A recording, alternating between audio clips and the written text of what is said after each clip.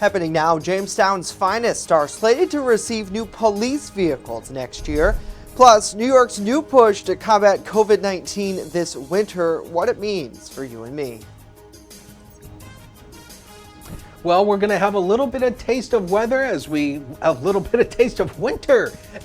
through the next few hours. We'll talk about it in detail as the news at noon starts now. Live and on demand, this is WNY News Now.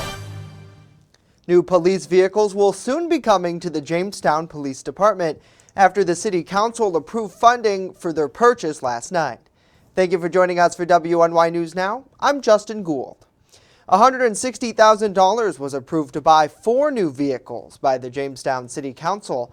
The money is allocated from the over $28 million the city received via the American Rescue Plan. Among the advocates for the city's department include City Councilman Jeff Russell, a former police officer himself. Russell first brought up the police vehicle concerns during a community meeting this fall. Now, due to a lack of staffing, the department did not have a dedicated officer to make a DWI arrests. Russell tells us those fines have been a source of income in the past to purchase vehicles. There would usually be a lot more DWI arrests if you had that officer in place. Obviously, the regular patrol officers are still making those arrests, but it would limit the funding.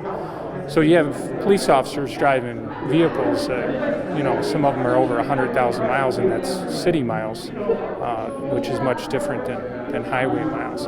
So I'm concerned about those officers driving those vehicles that are in disrepair like that. The council previously received some criticism for taking too long in approving the funding. Many of the members polled believe they needed more time before approving Mayor Eddie Sundquist's spending plan. The lawmaking body also okayed over $277,000 in federal funding from the water, sewer, and broadband allocation to help clean up the Chattacoin River. Crews will eye removing various debris and trees that currently sit at the bottom of that stream. The lawmaking group did not, however, approve the new contract with the city's fire department union. The lawmakers plan to review that agreement and take action in the new year. Well, it was a record year of road work in the city of Jamestown. That according to municipal leaders who provided an overview of projects in 2021 as this year comes to an end. The Jamestown Department of Public Works says over 18,000 square feet of new blacktop pavement and 57,000 feet of pavement surface treatment took place. Furthermore, the historic brick streets received some tender love and care, with 7,900 feet of brick repair taking place. In addition, accessibility for pedestrians was highlighted, with 90 new handicap ramps completed and over 5,800 feet of new sidewalks installed. Officials say the work was bolstered with an additional funding from New York State after the state cut 20% of aid last year. A student at the Randolph Academy is accused of telling their teacher, "You're not bulletproof," following an investigation into the threat, and now their parents are facing charges. Town of Ellicott police investigated the alleged remark, which police say happened back in November by the student who lives in Falconer. The parents, police say, deny having any weapons in the house other than a hunting rifle that was secured during their previous investigation. Well, on Monday, police received a complaint from the sheriff's office about a video that was taken of the same 15-year-old with 2 semi-automatic handguns. Officers went to the home and subsequently located those guns, which were both loaded and unsecure. Police say the teen's mom, 35-year-old Jennifer Jackson, and her boyfriend, the owner of the guns, 33-year-old Tyler Walters, are now charged with endangering the welfare of a child. Those guns were seized as evidence, and the pair were issued appearance tickets for Ellicott Court.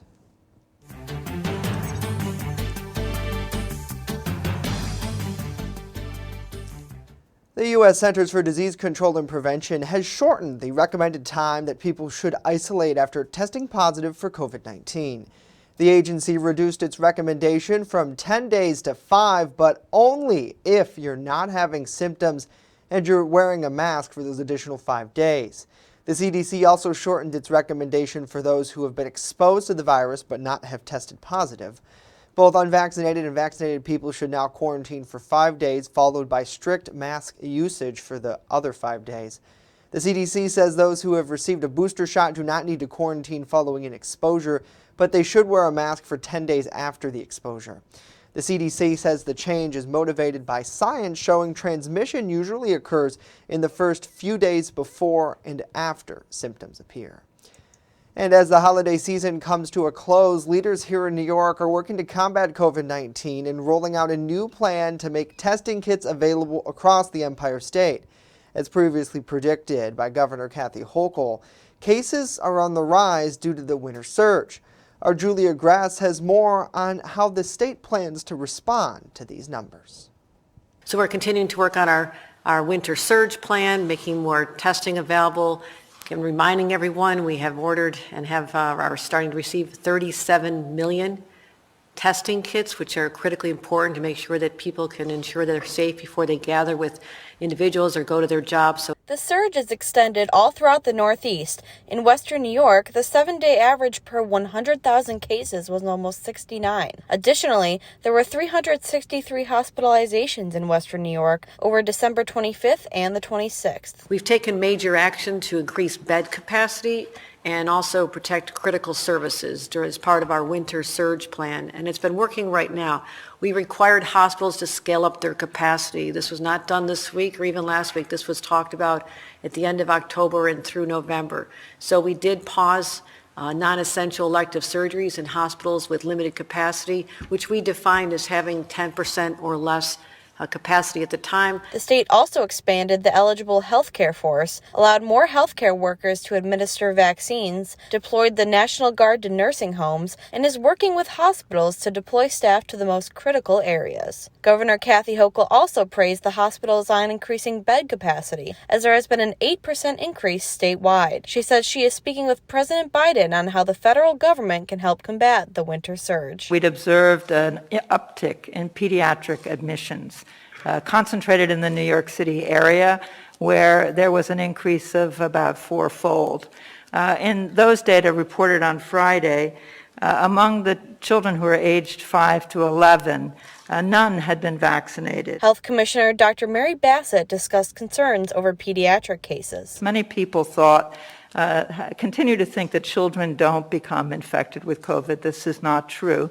Children become infected and some will be hospitalized. Dr. Bassett also noted the changes in the state's isolation rules for vaccinated workers, saying they can return to work masked after 72 hours of having no fever and only mild symptoms. Additionally, she encouraged nursing home residents to get their booster shots, as data shows that 2/3 of all COVID deaths have been those aged 65 and above. Julia Gress, WNY News Now.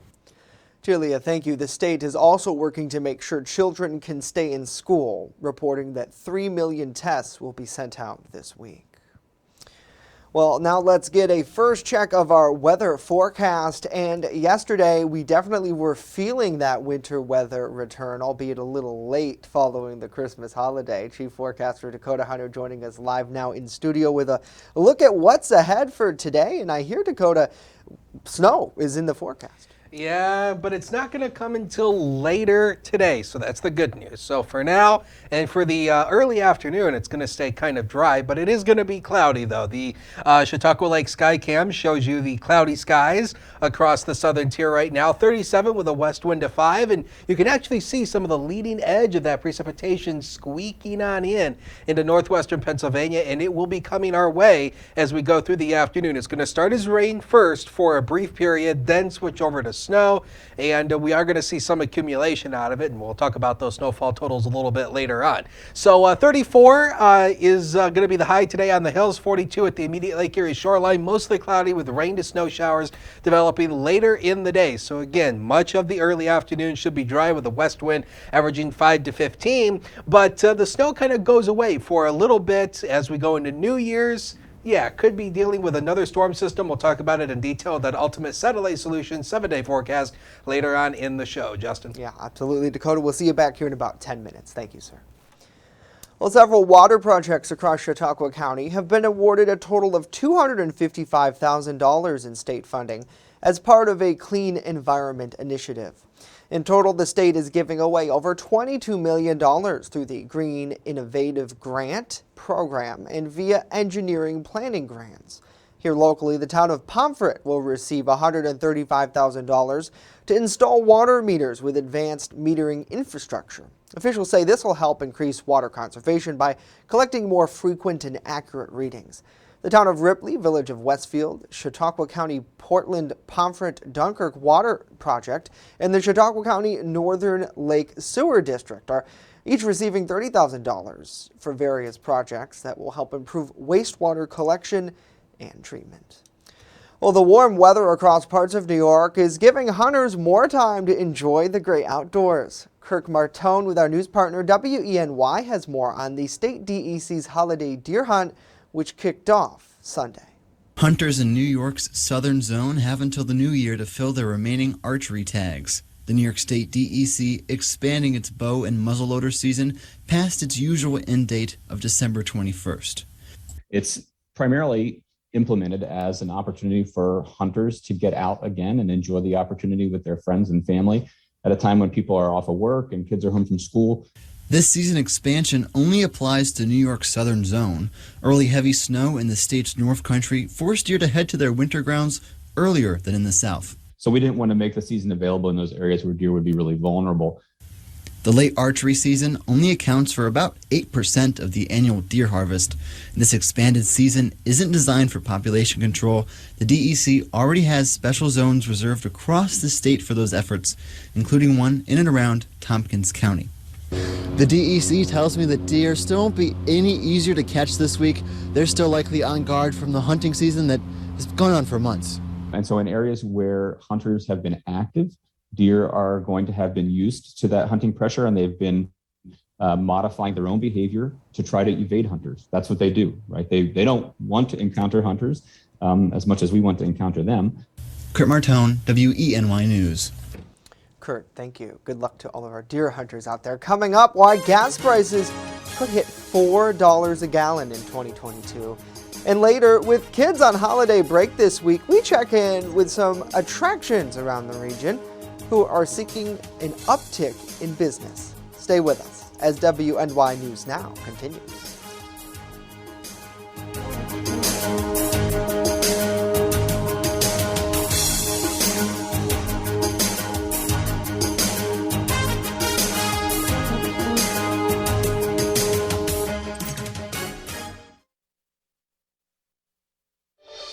Happy holidays from WNY News Now.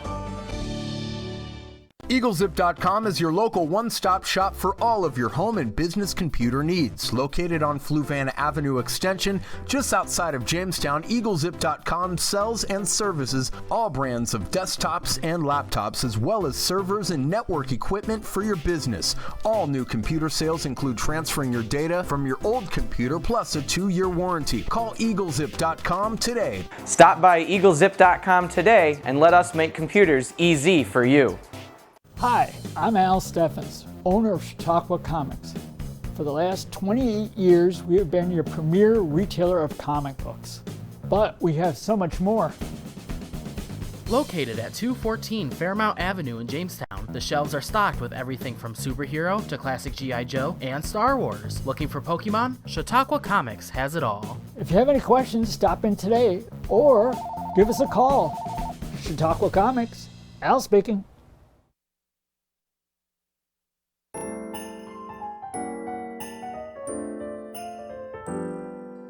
Merry Christmas!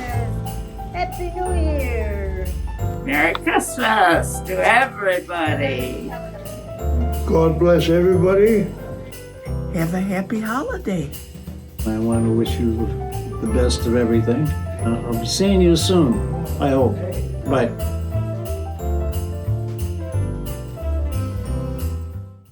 Welcome to Honest John's Pizzeria, where you are the most important customer. Everything from freshly made subs to the best of pizza and wings, Honest John's has it all. And don't forget the ice cream! Order online today or check out our 2 great locations with buffets ready for every appetite. Don't I have the best job in the world?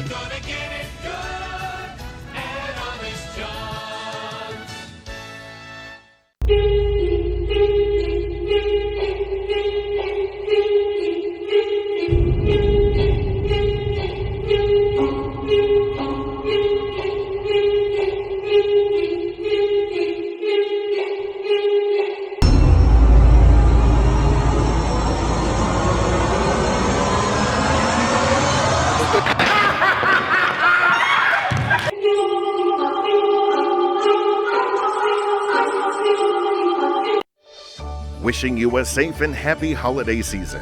WNY News Now, the Jolly Team, where coverage comes first.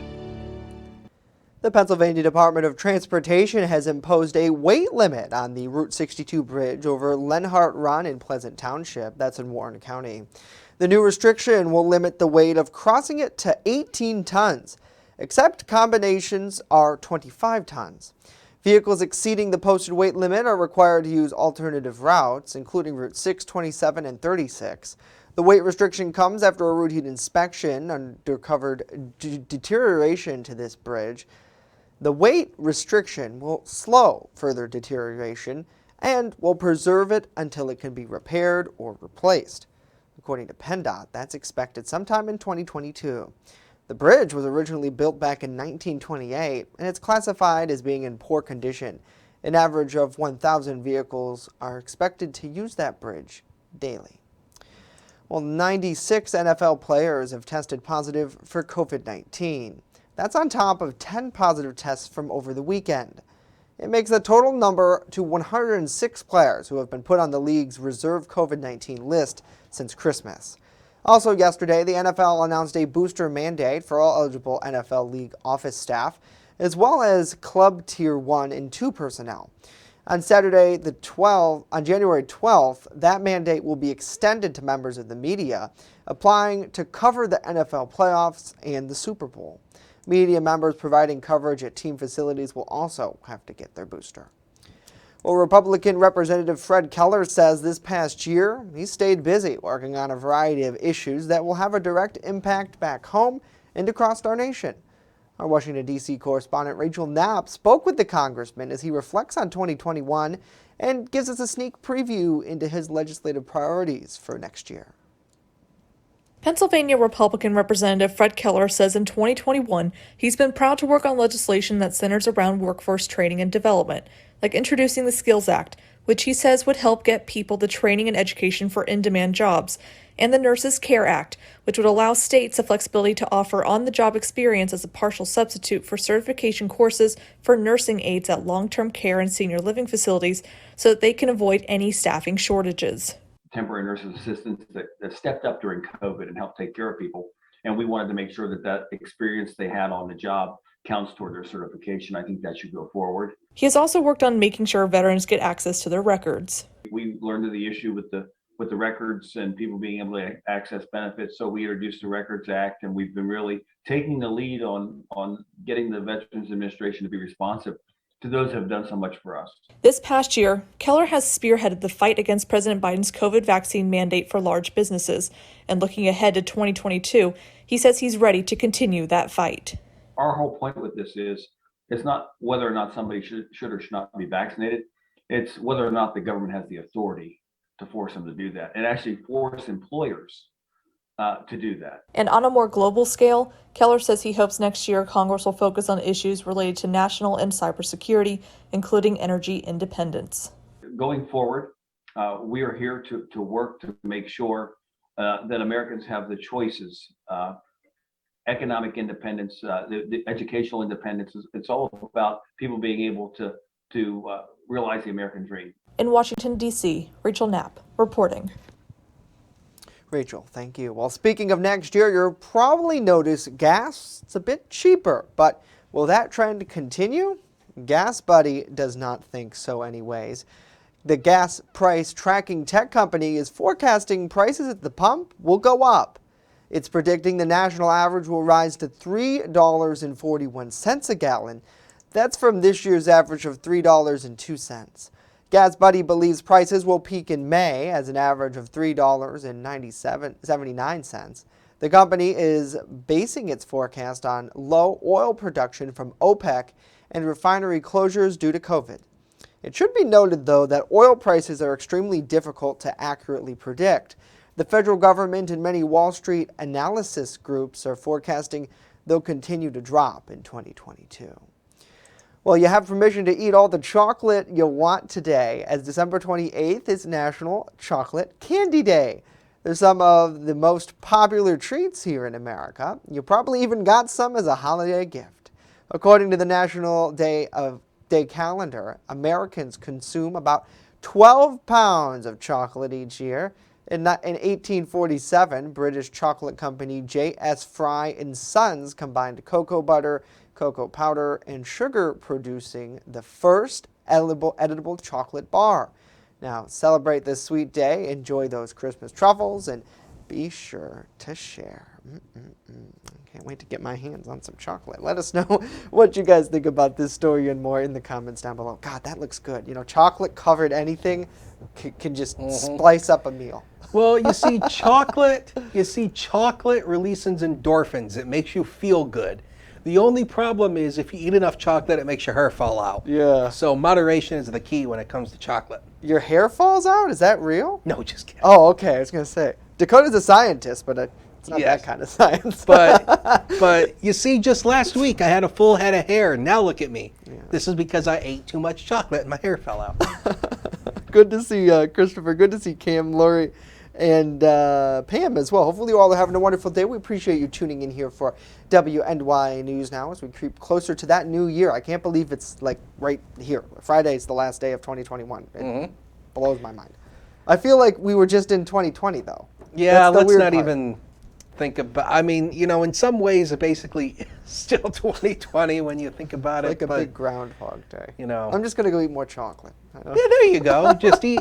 Yeah, chocolate makes you feel good. Yeah, just forget about it. But the one thing we can't forget about is the snow depth, and there is no snow on the ground at the Jamestown airport. And wanted to mention this because, you know, it's good to kind of keep track of where we are for the snow totals for the year. And as of right now, we've had really no snow over the past couple of days. And just a little bit of snow that we had has helped to bring our seasonal snowfall total up to right around where we should be this time of the year, 28 inches for the season. And this is good and bad news for the ski resorts here. And as we mentioned yesterday, the ski resorts having to rely mostly on man-made snow because we haven't had enough snow far this season. But Peak and Peak, Holiday Valley, and Hollymont are all open for the skiing and snowboarding season as of right now. And we've got some little peaks of sunshine downtown from the HD News Now cam. 35 is a noon hour. Southwest wind of 8 and the wind chill down to 28. So it's a typical winter day. Again, same as yesterday. You know, you're not going to need layers, but the one thing you might need is maybe that salt once again, especially in the areas going into tonight that may see a little bit of some mixed precipitation, may freeze as temperatures hover around the freezing mark once again. And we are going to see some snowfall, especially later this afternoon and then through the evening hours. Here's our complex storm system. Here we have rain to the south, snow to the north. This is actually splitting the difference between the colder air to the north, warmer air down to the south. We're going to be split in between this, so we're going to start to see rain first, then snow. In fact, Future Scan shows that to you. Watch the rain, and then this is the leading edge of the snow coming in as that colder air starts to come in. This is by about 4 or 5 o'clock this afternoon. So again, much of the early afternoon should be dry, but then the snow will overtake the region as we go into the evening hours. The snow will start to back away, and then we may be left with a few rain or snow showers early tomorrow. Then we start to dry out for the day on Wednesday, at least for the afternoon hours, but it still will be a cloudy day. I don't think much sunshine through the day tomorrow. So additional snowfall totals going all the way through tomorrow afternoon. Yeah, we're looking at about a half an inch to upwards of maybe 2 inches on the highest hills. So this isn't big deal kind of snow, but it will hopefully bring a little bit of snow back for you for the holidays. 37 at 1 o'clock today. Overcast skies. We'll see rain and snow showers around 5 o'clock today, 35. And then by the time we go to 9 o'clock, got a pair of 3. Should be all over to snow showers at this point. Now the next 7 days are coming up on the screen, powered by Ultimate Satellite Solutions. A mostly cloudy day. Coming up tomorrow, 42. Some light rain and snow showers Thursday. Should stay dry on Friday. New Year's Day itself could be another storm system, mild with rain showers transitioning to snow Sunday. And then we'll see colder air returning early next week for the first full week of 2022. We'll take a break. Be right back.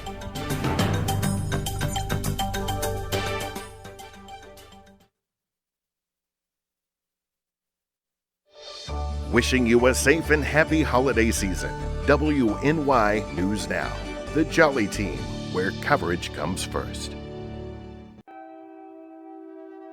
What could you lose in a home fire? Your possessions? Your home? Your memories. Don't let your world go up in smoke. Make sure you have working smoke alarms and practice an escape plan for you and your loved ones, because fire is everyone's fight. This message was brought to you by the Jamestown Fire Department and the Chautauqua Safety Village.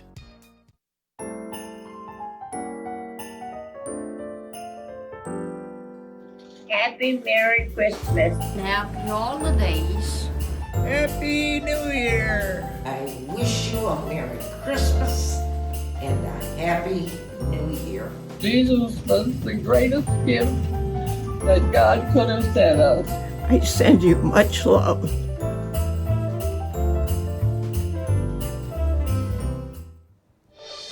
Happy holidays from WNY News Now.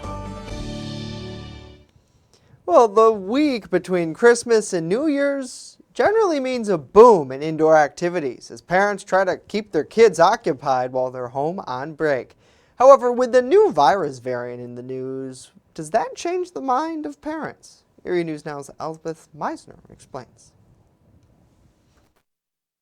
The week between Christmas and New Year's is a child's dream, a whole week of fun and no school. But it's also a dream for indoor businesses, too. You go from, you don't know when people are coming in, to you're preparing to have the entire house filled the entire day. On an average Monday, you may only find a few people bowling, like weekly visitor Julie Schmidt.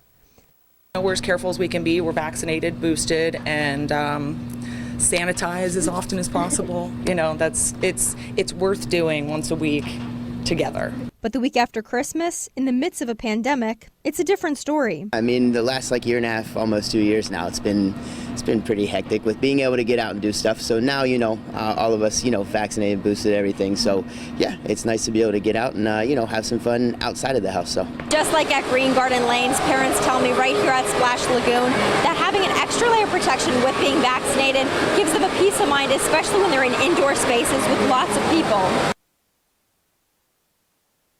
Parents said they feel more comfortable bringing their children to a place where they can be spread out. All of our adults are vaccinated, and so everyone's feeling a little bit safer that way. And then just getting to have the kids all be together and enjoy kind of that normalcy is really nice to have. And just like Green Garden Lane, Splash Lagoon relies on this week for out-of-town visitors. We're getting a lot of our Canadian tourists back, and this is definitely a huge week with all the kids being off school and looking for something fun to do when the weather outside's not so great. Elspeth Meisner, Erie News Now. All right, Elspeth, thank you. And that's the big thing. A lot of kids, they need to get out of the house, especially with all that hyped up sugar, as we were talking about on Chocolate Day. But it's a tough call. It really is, because at the same time, you want to be safe. But how much can you really spend inside on those video games? So for me, I guess I'd say go for it, kids, as long as you do it safely. Well, I think we mentioned it before on here that, if there's one thing COVID, I think, has changed for the future is how we view hygiene and cleanliness, and how much more safer I think we're going to be looking forward. Because it used to be before, it was almost like carefree. Right. But now we have a more heightened sense of awareness to the issue. And I think looking forward, we are going to see more parents being more safer, when it comes to their children. And just in general, like in public spaces, right? The cleaning that now takes place, where before, I think of shopping carts often. When were those ever cleaned? I worked in a grocery store as a kid in high school. We've never cleaned those. And now at least they get more attention, and that's just one specific issue, right? Doorknobs, handles, bathroom facilities. So I think that is a plus of COVID, is at least maybe we're all more aware and hopefully respect each other, right? If somebody wants to wear a mask and go out and they want to social distance themselves, then I think that's a positive, nevertheless. Well, that's it for us today. News 24/7 at WNYNewsNow.com. We'll see you back here.